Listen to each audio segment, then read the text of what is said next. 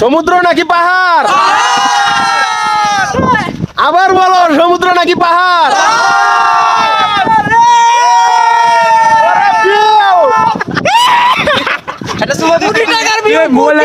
কোটি টাকার ভিউ টাকা দিয়ে ভাই, এগুলা কুয়াশা না, এগুলা কুয়াশা না, এগুলা কি? এগুলা মেঘ মেঘ।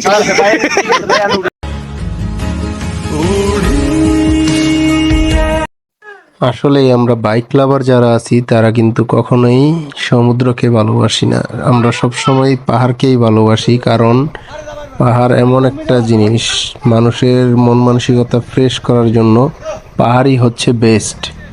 কারণ এই যে এত কষ্ট করে যাওয়ার পরেও পাহাড়কেই বাইক লাভাররা ভালোবাসি। এই যে দেখুন, একটা বাইক ওঠানোর জন্য 6 জন মানুষ লেগে গেছি, তারপরেও বাইক লাভাররা পাহাড়কেই ভালোবাসি।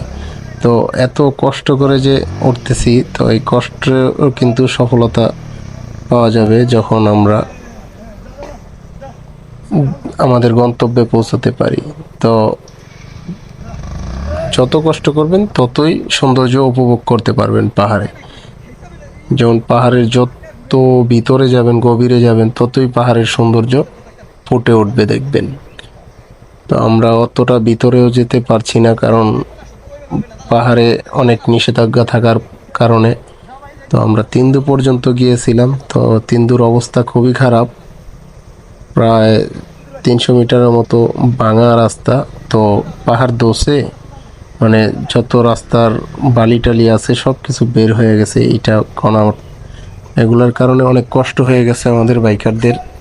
সবাই মিলেমিশে এক একটা বাইককে 3-4